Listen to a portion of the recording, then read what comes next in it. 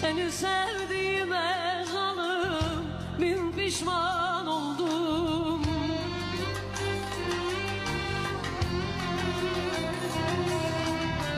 Bu nasıl sevdaymış, yeter yoruldum. Hayın yar elinden derbeder oldum.